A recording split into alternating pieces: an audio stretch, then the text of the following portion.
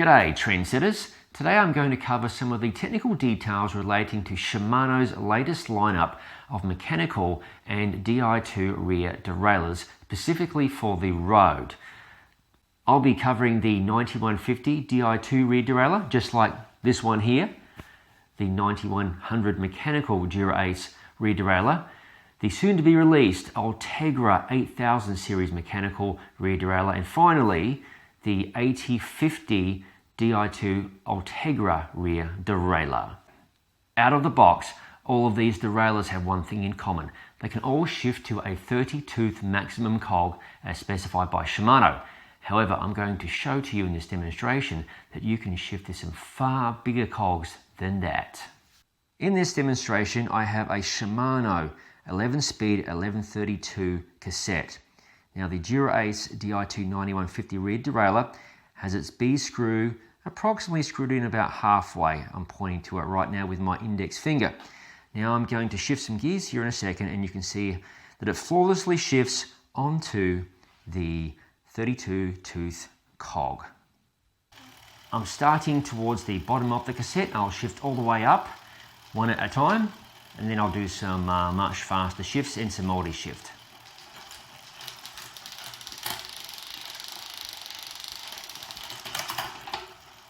Let's go up much faster. Flawless.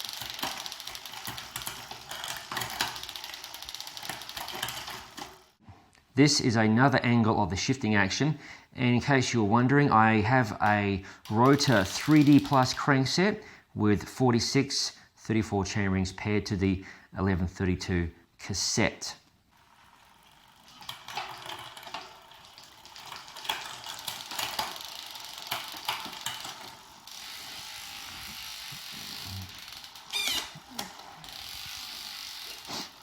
Onto the front derailleur.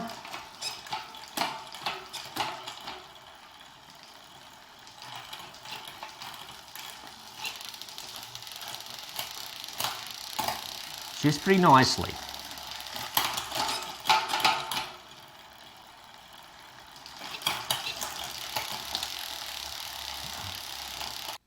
Now the 1132 is all well and good, but if you notice on the rear derailleur, the cage is actually quite a decent length.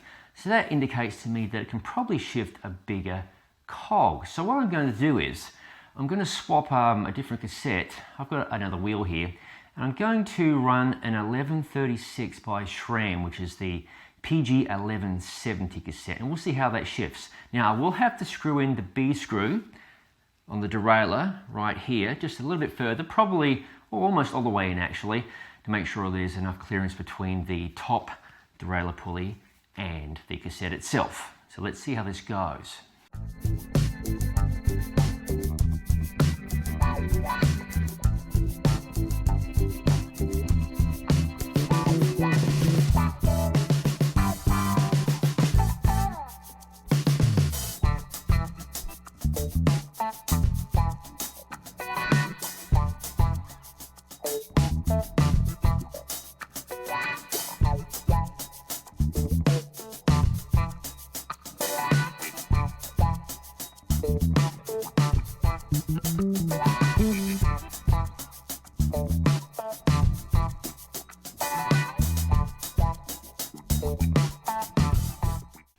From this perspective, I'm going to run the drivetrain through its paces, and you can see the crankset, which again I mentioned has the 46 34 chainrings, and this is by Rotor, the 3D Plus crankset, and on the back I still have the 1136 11-speed 1170 cassette by SRAM.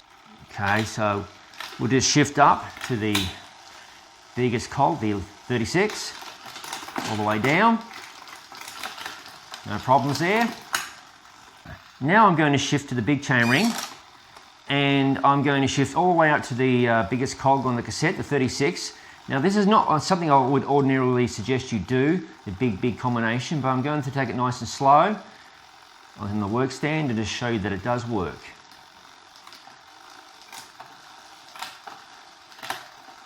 Here we go. Perfect.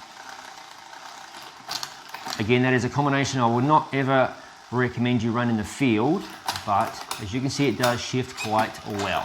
Let's do it one more time.